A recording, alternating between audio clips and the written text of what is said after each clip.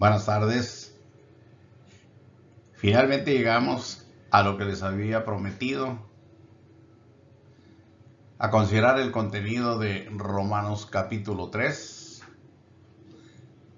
de los versos 9 al 20. Este estudio, al igual que los que hemos estado presentando, como fue el caso de la presentación de Primera de Juan 1 al 10 y Romanos 7, del 1 hasta el 25, prácticamente todo el capítulo. Así también ahora. Y de la misma manera lo tomaremos con mucho cuidado. Aplicaremos de manera correcta los aspectos históricos que son muy interesantes. Y hablaremos de su entorno en este caso para poder comprender con mayor claridad este contenido que es tan importante. Prácticamente su servidor no ve la razón por qué se debe de confundir en esta escritura, si está muy clara. Pero desafortunadamente hay mucha confusión y hay mucha contradicción. Por lo mismo, como siempre he venido tratando, y una vez más a manera de introducción, yo les diré que es necesario considerar estas escrituras dentro de su contexto histórico, porque ahí es donde se nos da una clara y profunda explicación de parte de la propia escritura. El punto de partida es este, en Romanos 3:10. Empieza así, como está escrito. Y el resto del versículo es, no hay justo ni aun uno. Todos se desviaron, dice. A una se hicieron inútiles. Pero aquí el problema es que se dice directamente que no hay justo ni aun uno, ni siquiera uno, dentro de la propia iglesia de Cristo. Y ya usted puede ir viendo una enorme contradicción y una pero muy extraña interpretación de esta escritura. Va a quedar muy claro. Lo que yo considero es que al empezar a estudiar debemos de irnos planteando también preguntas como esta. Como está escrito, deberíamos de preguntarnos inmediatamente, ¿en dónde está escrito? ¿A qué se refiere el escritor? ¿En qué parte se escribió? ¿Dónde? ¿Cuándo? ¿Por qué? Y en el verso 9 dice, y ya hemos considerado a judíos y a gentiles. Esto ya nos abre un panorama histórico tremendo. Pablo dice, ya hemos considerado, en otra traducción dice, ya hemos acusado, o mejor aquí es donde dice, ya hemos acusado, otra traducción de la que dice, ya hemos considerado a judíos y a gentiles que todos están bajo pecado. Ahí es donde no hay justo ni aun uno. Ahí es donde todos se desviaron. Ahí es donde, al plantear esta segunda pregunta, vamos a tener que acercarnos a ese mundo donde no hay justo ni aun uno. Pero de entrada yo les diré aquí que la función principal del lenguaje escrito es que describe. Eso es muy valioso para nosotros. Esa función nos ayuda enormemente en el entendimiento de las cosas, de lo que está escrito. Por lo que, siendo así, yo aconsejo que tengamos mucho cuidado y tomemos muy en cuenta el capítulo 1 de este mismo libro, pero el versículo 16 y 17. Esto yo lo digo con toda libertad. A mí me parece el corazón del libro. Algunos han sugerido que de este versículo 16 se puede bosquejar todo el libro. Pero a mí me parece que del 16 y el 17 no solo se puede bosquejar, eso explica. Esos escritos dan razón, dan fe de lo importante del contenido que hay en este maravilloso libro. Pablo, apóstol de Jesucristo, tiene por lo tanto dos mensajes muy importantes que darnos. Muy importantes. Primer mensaje, que el Evangelio es poder de Dios para salvación de todos los hombres. Él ahí explica que judíos y griegos, que no hay diferencia. Está dicho así, porque no me avergüenzo del Evangelio, porque es poder de Dios para salvación a todo aquel que cree, al judío primeramente y también al griego. Como ya lo he explicado, a Pablo para este tiempo ya había sufrido muchísimo por causa de presentar el Evangelio en los lugares, en las ciudades a donde iba. Ya lo habían encarcelado algunas veces, ya lo habían apedreado, ya lo habían azotado, ya habían hecho bastante escarnio en este apóstol. Pero aún con eso, él escribe a los hermanos en Roma y dice: no me avergüenzo del Evangelio. No importa lo que ha sufrido por ello. Porque lo que él sabe, su convicción, su conocimiento es que el Evangelio es poder de Dios para salvación a todo aquel que cree. Y es aquí donde dice al judío primeramente y también al griego. Pero en segundo lugar, el segundo mensaje que él tiene que dar es que en el Evangelio de Dios, ese Evangelio que él dice que es poder de Dios, ahí Dios nos da su justicia. Porque en el Evangelio la justicia de Dios se revela por fe y para fe. Como está escrito, mas el justo por la fe vivirá. Aquí ya tenemos dos cosas importantes. Evangelio, que es el poder de Dios para salvación. Y justicia, que es la justicia de Dios. Ahora nos falta plantearnos, bueno, ¿a qué se refiere? ¿Poder de Dios para salvación de qué? ¿A quién? ¿Cuál es el problema? ¿Por qué se da este evangelio cuyo contenido es el poder de Dios para salvación? ¿Por qué? ¿Qué es el problema que existe para que Dios haya determinado darnos esta bendición? Y en segundo lugar, el corazón del evangelio,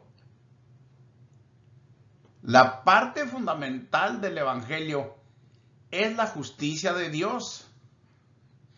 Podremos decir también que el amor de Dios, pero la justicia de Dios en este evangelio se revela por fe y para fe.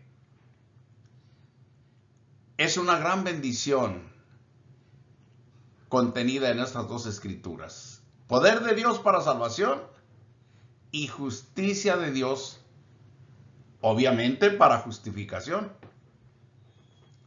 Bueno, ahora sí ya vamos a entrar poco a poquito a ver el porqué de estos mensajes. Del poder de Dios para salvación a todos los hombres, porque todos los hombres están en una gran necesidad. Eso explica estos mensajes. Dios los manda, voy a decirlo así, de manera urgente, porque todos los hombres, sin excepción, están en una gran necesidad. El verso 23 del capítulo 3 dice, por cuanto todos pecaron, todos están destituidos de la gloria de Dios. Ya se ha justificado con esto los mensajes de Pablo a los que les dije que eran muy importantes para él. Bueno, lo vamos a ir aplicando. En el Evangelio expresa de manera majestuosa el gran poder de Dios para todos los hombres, ahora sí, por cuanto todos están en pecado y todos están destituidos de la gloria de Dios. Ahora sí, ahí aplica el Evangelio y la justicia de Dios. Los descendientes de Noé se corrompieron en gran manera. Antes del diluvio, según Génesis 6:1 en adelante, los descendientes de Adán llegaron a un estado de pecado increíble. Dice la Escritura en ese capítulo que a los hombres de ese tiempo lo único que les interesaba era hacer continuamente solamente el mal. Y por eso Dios quitó toda esa gente por medio de un diluvio. Solo quedaron 8 personas. Noé, su esposa, 3 hijos y 3 nueras. Al pasar el tiempo, esta gente se corrompió nuevamente, pero ahora añadieron a sus maldades algo más terrible todavía. Al llegar esta gente en el oriente, que empezaron a moverse, a dispersarse, a una llanura que ahora sabemos que es Babilonia. Ahí en Babel se establecieron aquellos primeros hombres y empezaron a edificar una torre. Querían llegar al cielo, pero también dijeron, vamos, hagamos un nombre por si fuésemos esparcidos sobre toda la faz de la tierra. Y así crearon un Dios imaginario deliberadamente. Ellos tenían conocimiento de Dios a través de la comunicación directa de los mayores. Así estaba la comunicación en el mundo de aquel tiempo, no había ley escrita. El conocimiento de Dios se lo iban pasando boca a boca a través de las generaciones. Acuérdense que esta gente vivía muchos años. Se corrompieron de tal manera que aquí empezó la abominable idolatría. Y por primera vez se ve de manera manifiesta la rebeldía del hombre de manera ya por demás increíble. Ahí donde les estoy hablando, Génesis 11:4, dijeron, vamos, edifiquemos una ciudad y una torre cuya cúspide llegue al cielo. Fíjense nada más. Y hagámonos un hombre. Yo subrayé esta palabra. Hagámonos un hombre. ¿Por qué razón? Porque si fuésemos esparcidos sobre la faz de toda la tierra. Muchísimos años más tarde, Pablo en Atenas dijo aquellos hombres en el Aurópago, dijo, no debemos pensar que la divinidad sea semejante a oro, a plata, a piedra preciosa, a escultura de arte o a imaginación de hombres, porque se había multiplicado demasiado la idolatría. Pero así empezaron, con un Dios imaginario. Y por causa de este proceder, se fueron muy, pero muy profundo en su corrupción. Lo desecharon. Y el verso 18, que antecede a este 19 de ahí del capítulo 1, dice que la ira de Dios se revela desde el cielo sobre toda injusticia, sobre toda impiedad de los hombres que detienen, dice, con injusticia la verdad. Es decir, manifiestamente se desviaron, ignoraron a Dios, ya no preguntaron por Dios, ya no quisieron saber nada de Dios y se crearon un Dios imaginario. Y así siguió la idolatría. Acuérdense que ya en el monte Sinaí hicieron un Dios de oro, un ídolo, un becerro de oro. También adoraron serpientes, adoraron aves y adoraron personas. Una terrible abominación en el mundo. Pero el verso 19 dice, porque lo que de Dios se conoce les es manifiesto a toda aquella gente. Vean que estamos metidos en una época muy temprana, muy atrás, después del diluvio, los descendientes de Noé. De ahí también encontró Dios a un hombre justo, Noé, y lo llamó para hacer el arca, y más tarde, de Noé, sacó a Abraham, precisamente de allí de Babilonia, el primer iraquí que salió de su tierra, el primer emigrante en el mundo, y el padre de todos los judíos, inclusive de los árabes. Dice aquí que a esta gente Dios les manifestó su conocimiento, dice, porque las cosas invisibles de Él, las cosas invisibles de Dios, que Él es espíritu, y se refiere aquí a su eterno poder y a su deidad, que es su naturaleza, es lo que Él es, dice que se hacen claramente visibles desde la creación del mundo, siendo entendidas por medio de las cosas hechas, de modo que ningún ser humano tiene excusa para decir que no es posible conocer a Dios. Por supuesto que es posible. Dios mismo lo ha dado a conocer de esa manera. Por eso dice el 21, pues habiendo conocido a Dios, no le glorificaron como a Dios, ni le dieron gracias, sino que se envanecieron en sus razonamientos, y su necio corazón fue entenebrecido. Y el verso 22 dice, profesando ser sabios, se hicieron necios.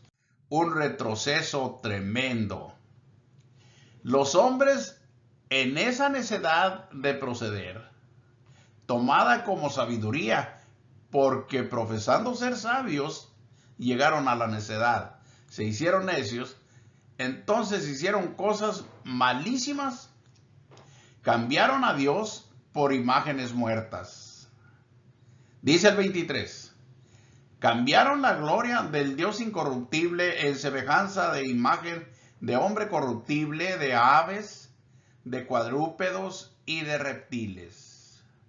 Hay otros estudios que yo he hecho donde pongo imágenes aquí enfrente para verlas y es terriblemente abominable el aspecto que se ve, y más que los hombres las adoren. Imaginen una serpiente, a un buey, a una ave, a una persona, todo dentro de lo corruptible, y así lo hicieron los hombres. Pero lo grave es que estos dioses vinieron a sustituir al Dios verdadero. Por eso dice que aquí cambiaron la gloria del Dios incorruptible. Eso es malísimo lo que hicieron. Pero además cambiaron la verdad de Dios por la mentira. Da pena decirlo, créame.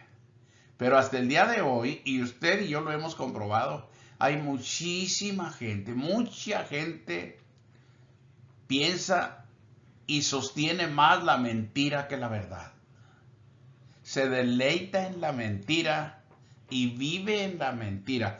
Usted le puede decir a una persona que un ídolo nada es, que un ídolo es algo abominable delante de Dios y que es un pecado terrible porque en los 10 mandamientos, el primer mandamiento lo prohíbe. Pero a la gente no le importa, no le interesa, hace caso omiso. Sabe que no es nada y que es falso y que es malísimo, pero lo prefiere. Ahí prefiere morir. Pero también prefiere vivir creyendo que Dios está con él. Eso es pura mentira. Por eso le digo que los hombres todavía hoy, no nada más allá, todavía hoy aman más la mentira que la verdad, en muchos casos. Cambiaron, miren nada más, la verdad de Dios por la mentira, honrando y dando culto a las criaturas antes que al Creador, el cual es bendito por los siglos. Amén. No aprobaron a Dios. Esto es terriblemente increíble. No aprobar el hombre a Dios y desecharlo. Eso es lo que hicieron. Como ellos no aprobaron tener en cuenta a Dios, Dios los entregó a una mente reprobada para hacer cosas que no convienen. Ahora, yo no quiero que usted se sienta mal, pero la palabra de Dios es la palabra de Dios. Y ella es viva y eficaz como una espada de dos filos. Nos habla al corazón, nos habla a la conciencia. Y de esta palabra no escapa nadie. Si el hombre es muy delicado y que no le gusta y que le lastima, lo siento mucho. Pero a Dios no le va a salir con esas excusas, con esos argumentos. Dios dice las cosas como son. Y el hombre no tiene ninguna autoridad para quejarse. Dios lo hace para bien del hombre, no para condenarlo, sino para salvarlo. Pero el hombre a veces no quiere abrir los ojos. Por ejemplo, en este verso 28. Como ellos no aprobaron tener en cuenta a Dios, yo preguntaría, ¿usted sí lo toma en cuenta? Usted no es como aquella mala sociedad, porque usted sí lo toma en cuenta. ¿De veras? ¿Usted considera el Evangelio? ¿Se ha propuesto conocerlo? ¿Lo obedece? ¿Sabe la gran bendición que en él hay para usted? ¿O no le interesa mucho? ¿O mejor prefiere que hasta después de que muera darse cuenta de todo eso? ¿Cuál es su situación? Dios nos entregó a una mente reprobada. ¿Por qué cree que el día de hoy el mundo está como está? No crea que las obras que se hacen en el mundo que causan tanto daño vienen de Dios, no. Son las obras de los hombres. Son las obras de la carne, son las obras del pecado. Y dice aquí, prepárese para entrar en el mundo de muerte creado por los hombres y su abominable idolatría. El verso 29. Estando atestados, ya que se apartaron, desecharon a Dios, desecharon la verdad, se hicieron dioses falsos y crearon su propia sociedad, su propia manera de vivir, su propio mundo. Y en ese mundo es que están atestados, repletos de toda injusticia, de fornicación, de perversidad, de avaricia, de maldad, llenos de envidia, llenos de homicidios, de contiendas, de engaños, de malignidades, son murmuradores, detractores, aborrecedores de Dios, injuriosos, soberbios, altivos, inventores de males, desobedientes a los padres, necios, desleales, sin afecto natural, implacables y sin misericordia. Ese es el mundo que actualmente tenemos. A donde quiera que vayamos, vamos a encontrar esos males. Porque esa es la forma de vivir en las sociedades de nuestro tiempo, como lo ha sido a través de los siglos en tiempos pasados. Y lo seguirá siendo, sabrá Dios hasta cuándo. Pero ese es el mundo en el que no hay justo ni aun uno. Ese es el mundo al que el Señor trajo el evangelio, que es su poder para salvar a esa gente y hacerle justicia. Llegan los judíos, como le decía, después, años después del diluvio. Dios llama a Abraham, de allá de Ur de los Caldeos. Estuvo un tiempo en Mesopotamia, luego emigró hasta Egipto. Y así anduvo con la promesa que Dios le dio a Abraham, este patriarca, hasta que finalmente entró su descendencia, como 76 personas, a Egipto. Y ahí se reprodujeron. Ahí el Señor hizo la gran nación judía, como Él lo había prometido a Abraham, que de él saldrían pueblos, saldría mucha gente. Y yo, más o menos, por los datos que habla la Escritura en el Éxodo, cuando salieron de Egipto los judíos, que eran alrededor de 600 personas o 600,000 personas de 20 años arriba, calculando niños, mujeres, ancianos, podemos decir unos 3 millones que hayan salido de Egipto.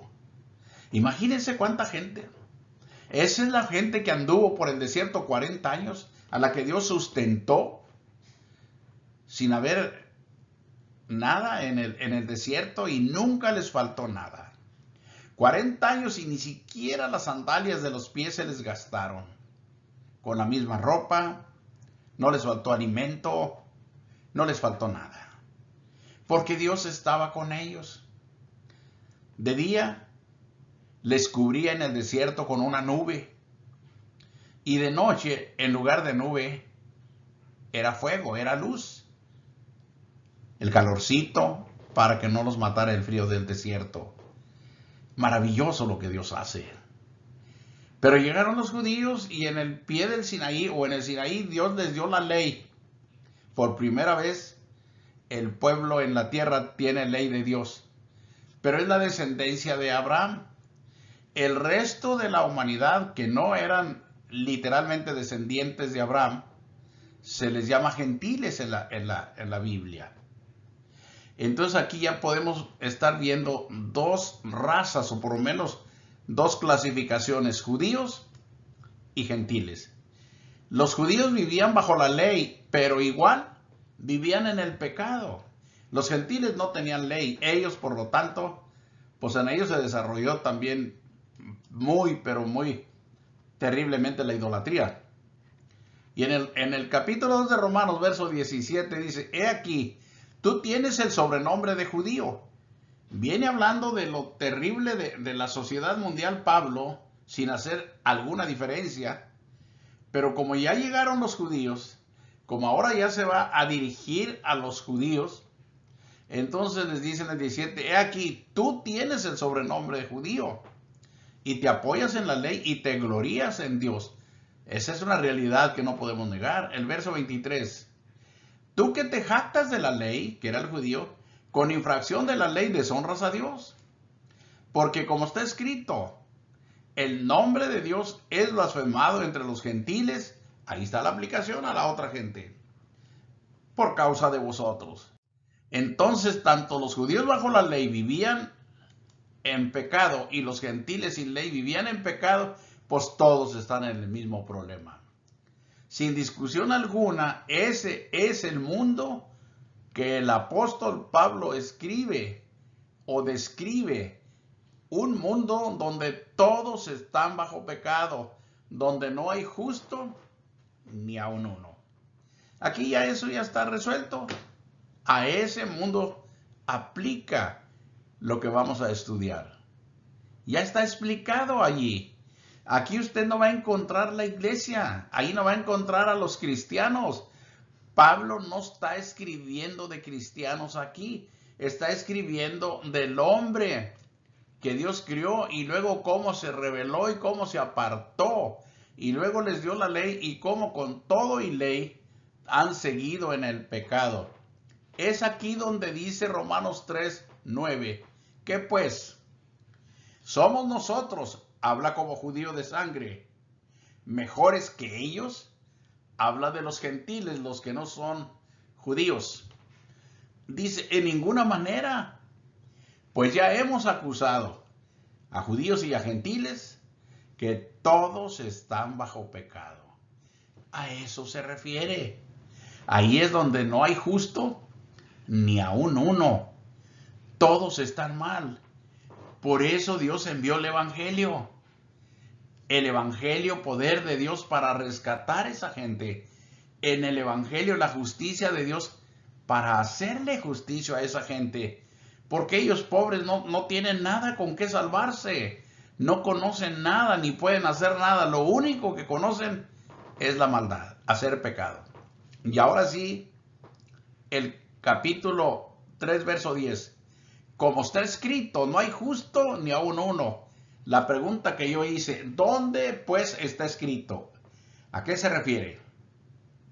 En alguna parte debe de estar, pero tiempo pasado. Es tiempo de aclarar, por lo tanto, Romanos 3, 10 al 18, que es lo que nos ocupa en esta tarde. Primeramente veremos dónde está escrito, lo vamos a aclarar. Los versos 10 al 12 los escribió David. Eso es necesario entenderlo. Ver el contexto histórico y ver a qué se refiere esto. Note usted, los versos 10 al 12 de aquí de Romanos 3 fueron escritos por el rey David. David vivió, supongamos, 900 años antes de Cristo. Y él escribió esas escrituras y él explicó lo que Pablo cita. Mire, como está escrito, no hay justo ni aun uno. No hay quien entienda. No hay quien busque a Dios. Todos se desviaron. Estamos en Romanos 3. Aún se hicieron inútiles. No hay quien haga lo bueno. No hay ni siquiera uno. Ahora, permítame aclarar un poquito antes de ir más adelante. No hay ni siquiera uno. Esto está en Romanos 3. Pero aquí lo único que debemos hacer, lo correctísimo, la interpretación fidedigna, es ver todo esto que dice aquí, como está escrito, es ver esos escritos pasados a lo que Pablo alude. No hay justo ni aun uno. ¿Dónde dice eso? ¿Dónde es que no hay quien entienda? ¿Dónde es que no hay quien busque a Dios? ¿En dónde dice que todos se desviaron? Y dice también que aún se hicieron inútiles. Que no hay quien busque a Dios. No hay ni siquiera uno. Ni siquiera uno. Les he dicho que David fue el que lo escribió. En el Salmo 14, verso 1, dice el necio en su corazón, habla de la necedad del hombre. ¿Se acuerdan Romanos 1, 18? Profesando ser sabios, 22, perdón, se hicieron necios. A eso se refiere. Dice ese hombre necio, idólatra, corrompido en su corazón, no hay Dios. Está todo en perfecta armonía. No hay Dios. Ellos hicieron dioses imaginarios. Se han corrompido.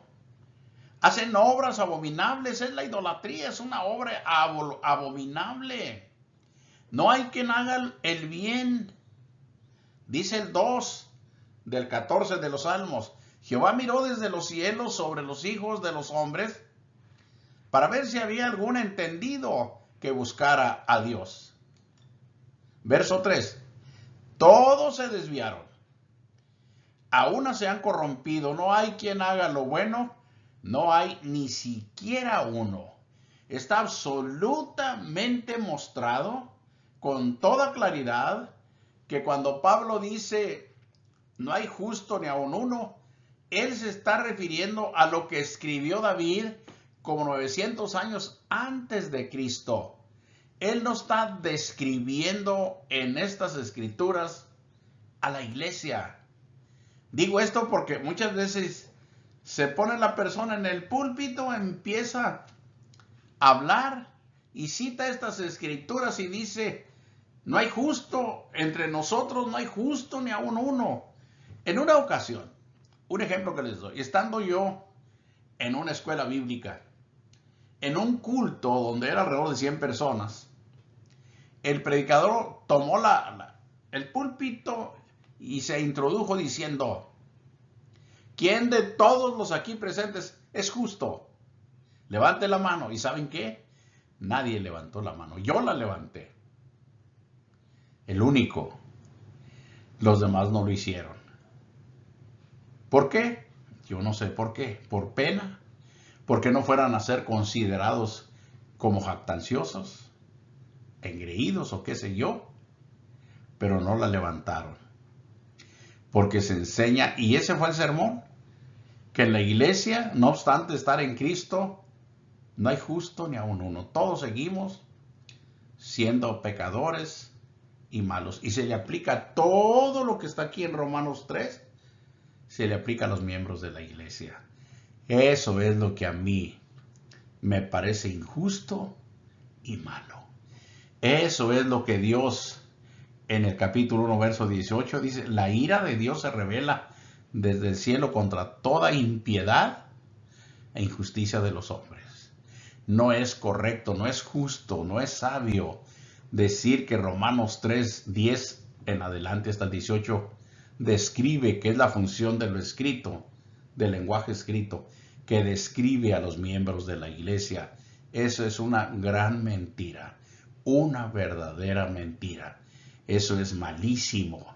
Y aquí estamos probando con esta primera escritura lo que hay en el verso 10 al 12, en el Salmo 14 del 1 al 3. Y vamos a seguir viendo. Ahora el verso 13 de Romanos 3. Está escrito este versículo en el Salmo 5, verso 9, y también se repite en el Salmo 140, verso 3.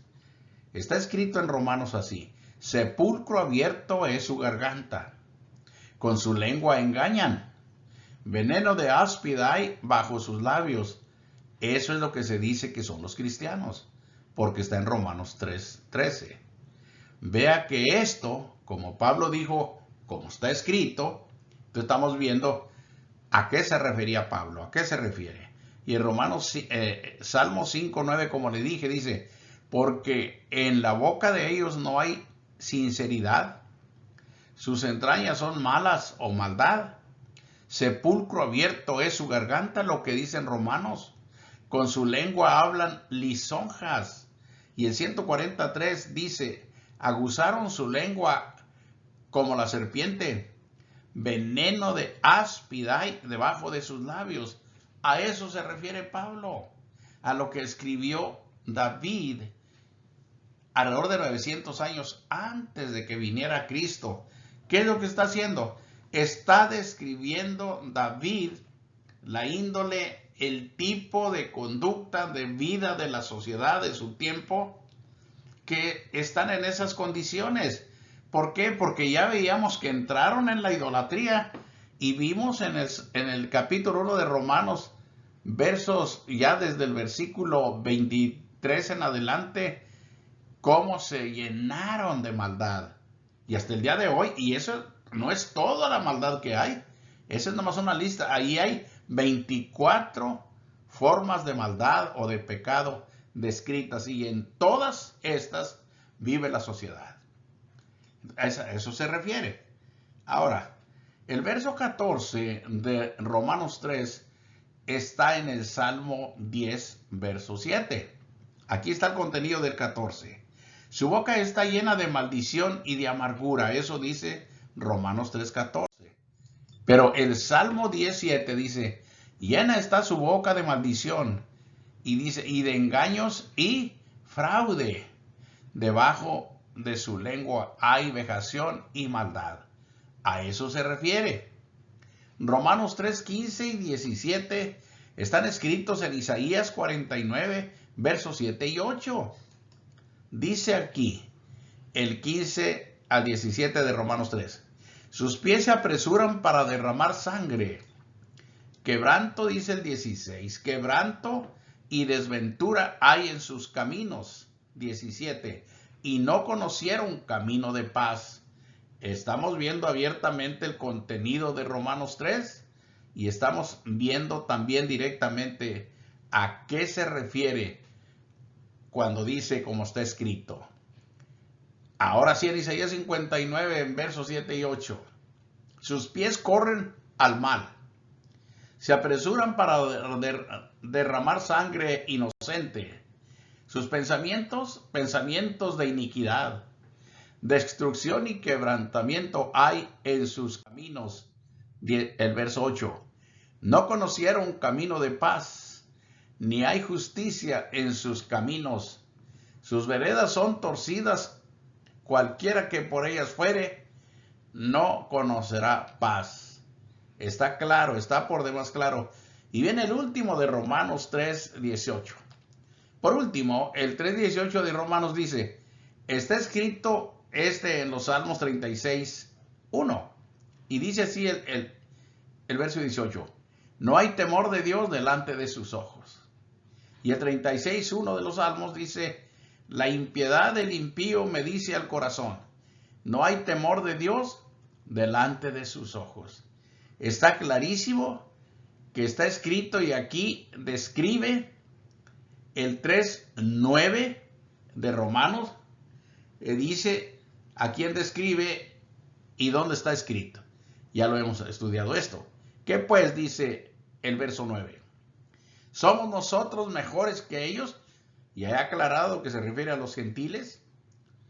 Dice, en ninguna manera, pues ya hemos acusado a judíos y a gentiles que todos están bajo pecado.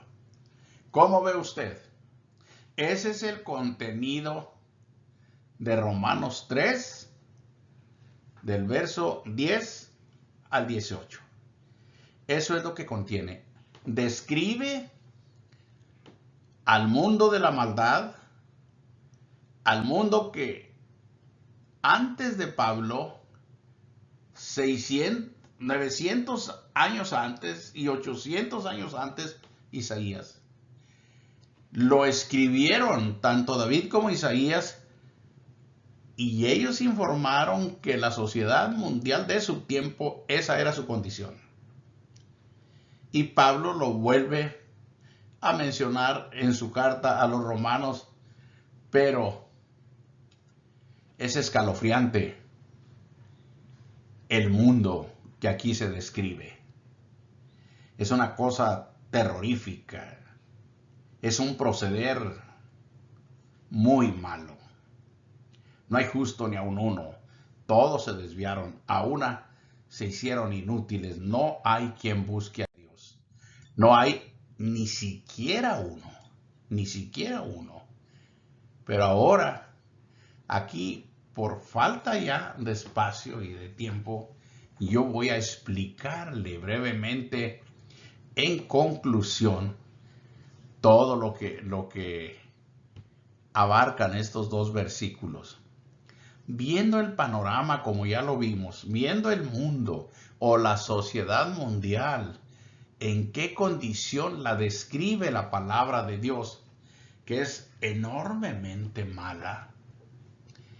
En ese mundo, en condenación, es donde se aplica directamente el Evangelio.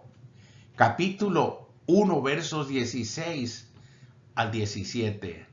Esto, hasta donde yo sé, no se le ha hecho justicia en cuanto a aplicarlo al mundo donde le corresponde. en lugar de andar diciendo que Romanos 3, 10 en adelante describe a los cristianos de la iglesia y que no hay justo ahí ni a un uno, en lugar de eso, la gente debería de estudiar y ver que esta es una enorme bendición para el mundo que describe Romanos 3, 10 al 18. Este es maravillosamente glorioso, porque Pablo dice, yo no me avergüenzo del evangelio, porque es poder de Dios para salvación a todo el que cree en ese mundo que ya abiertamente describió. Y en el 17 ya ve que dice, porque en el evangelio la justicia de Dios se revela por fe y para fe. Es más, si usted me lo permite, un momentito en lo que encuentro esta escritura, Romanos 3, yo se la voy a leer ahora porque aquí no la incluí. Y ahorita le voy a decir cuál. El versículo 19 del capítulo 3 dice, pero sabemos que todo lo que la ley dice, lo que ya estudiamos, desde el verso 10 hasta el 18 de Romanos 3, eso es, todo lo que estudiamos allí está bajo la ley como lo vimos, bajo Isaías y bajo los Salmos. Lo dice a los que están bajo la ley, aquí lo aclara perfectamente el apóstol. Todo lo que la ley, lo que ya leímos, dice, lo dice a los que están bajo la ley, que eran los judíos. ¿Para qué? Para que toda boca se cierre y todo el mundo, note usted, todo el mundo quede bajo el juicio de Dios. Dios es el juez. Dios es el juez de toda la tierra. Y Él es el que juzga. Él es el que justifica, el que perdona o el que también condena. Él es el juez.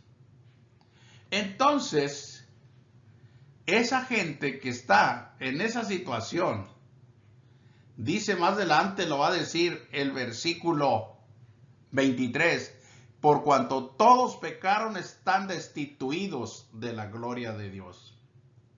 Pero a esa gente Dios les anuncia salvación por la fe en Cristo Jesús.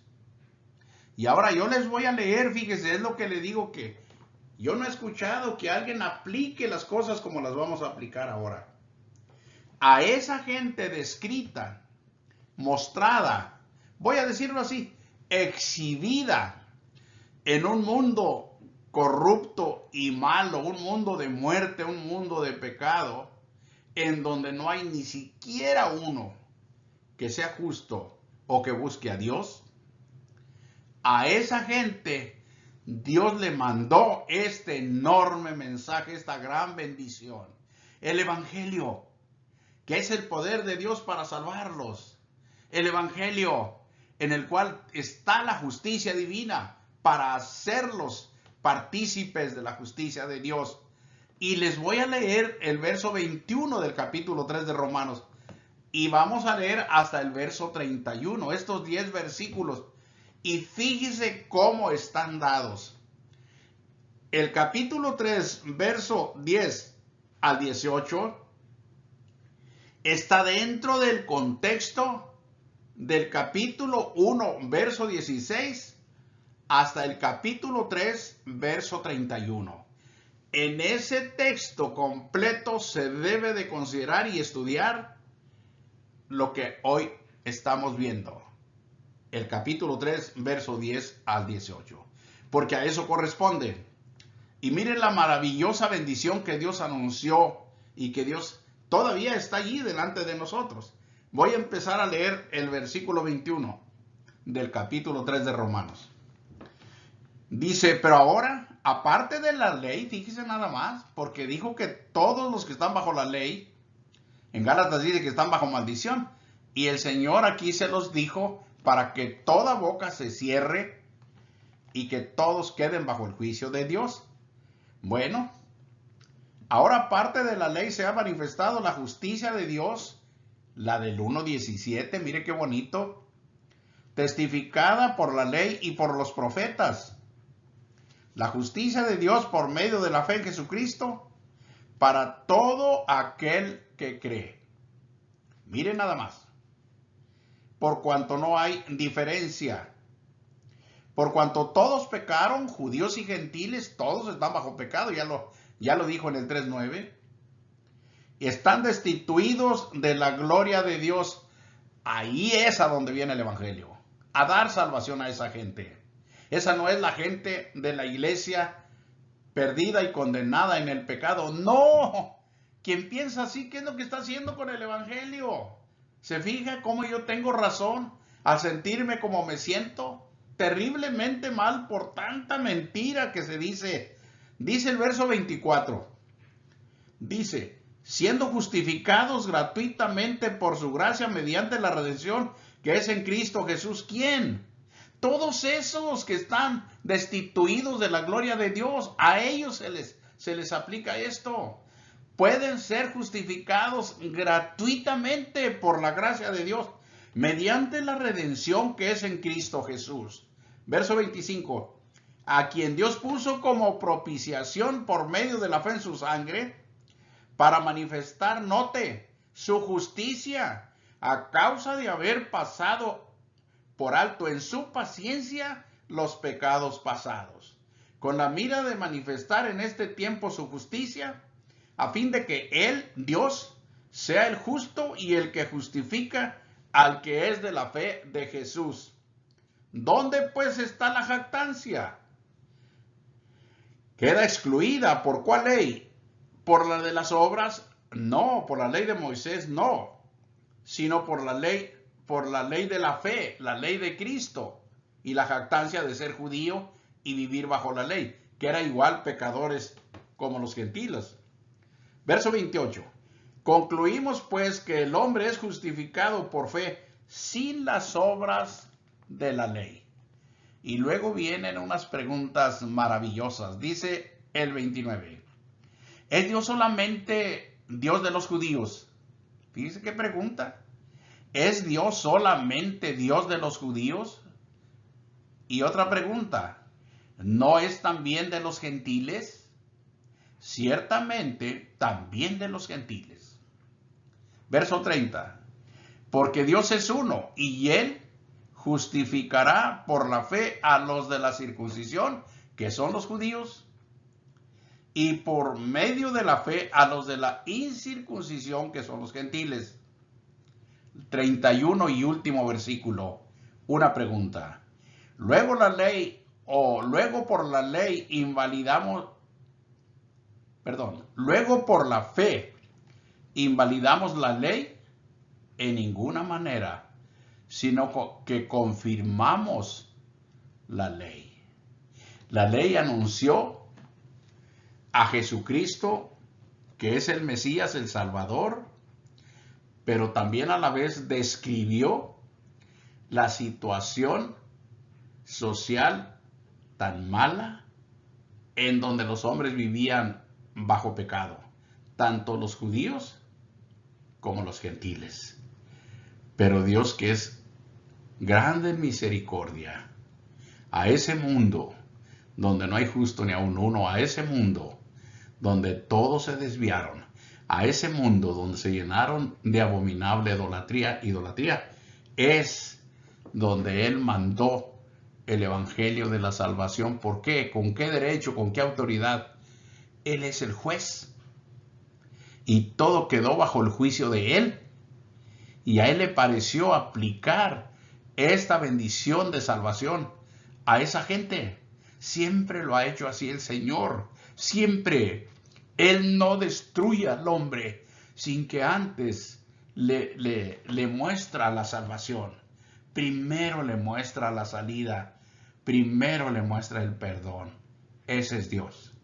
Y eso es lo que explica Romanos 3, del 10 al 18.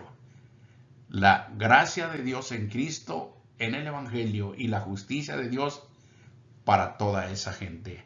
Esa gente no es la iglesia. Esa gente son los que necesitan el perdón, necesitan la salvación, necesitan el Evangelio, necesitan la justicia, que se les haga justicia. Y Dios, en el Evangelio, se los otorga. Aproveche usted esa bendición, entiéndalo y vívalo. ¿Y sabe qué? Si quiere realmente ver la esencia o las características de la iglesia del Señor, lea el capítulo 8 de este mismo libro. Ya desde el verso 1 hasta el último versículo le va a decir qué es la iglesia. Es una cosa bien diferente. Es un estado de vida completamente distinto, donde reina Dios a través de su Santo Espíritu, donde los hombres están llenos de su Santo Espíritu en su mente y en su corazón. Sea por lo tanto usted uno de tantos agraciados con el evangelio, poder de Dios y con la justicia de Dios a su favor, como Dios lo ha determinado. Muchas gracias por su tiempo y ojalá que haya quedado todo bien claro. Dios los bendiga. Muchas gracias.